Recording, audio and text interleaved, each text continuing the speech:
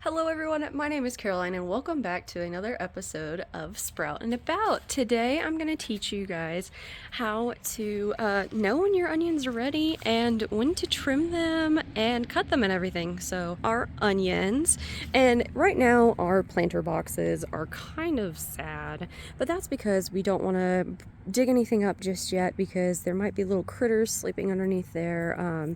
We usually tend to do our planter boxes whenever it's kind of hotter outside. That way it tells us, hey, the little dudes and the bees and the butterflies and things like that are good, and we're able to dig stuff up. Because right now we have not mowed because we are in a little bit of a hesitation right now. Spring just happened a few weeks ago, and we really do not want to chance the bee population or anything like that. We really want them to kind of come around here and help us pollinate our plants and things like that. So anyways, here is our onions. We were actually able to buy small little cut onions from a local nursery. When you get a few little small onions from a nursery, you'd like to plant them in the ground. Onions are actually really good to have in both during the summertime as well as the winter time, which is really interesting because these guys have been growing since winter. And funnily enough, you can actually cut the stems of these off right here, and it's like a green onion, the little small green onions that you either get in soups or in rice or things like that. You can cut it off right here, and then you can take it inside and you can chop it up. And onions are really versatile. They will we forgot about these actually, which is really funny. They'll kind of grow in really anything that you give them.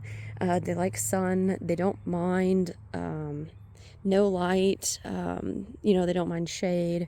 It's really fun to grow onions, and once they start blooming right here, they'll start smelling even more like onions, which is absolutely awesome. And these actually will open, and there will be seeds in here. So your onions will grow seeds, and then you can plant the seeds again and just kind of start the cycle.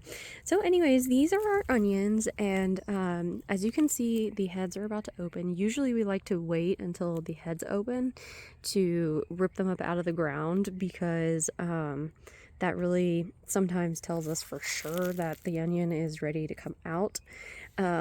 Sometimes people like to wait for the tops to die off in order to dig up their onions, but since these tops are so tall, they're probably pretty close to being done, but we don't want to dig them up until the tops are bloomed, which is really awesome. It looks like they're about to bloom here pretty soon, and I am super excited. I will, of course, make sure to show you guys a video of them once they're ready, and when they're ready, we'll dig them up.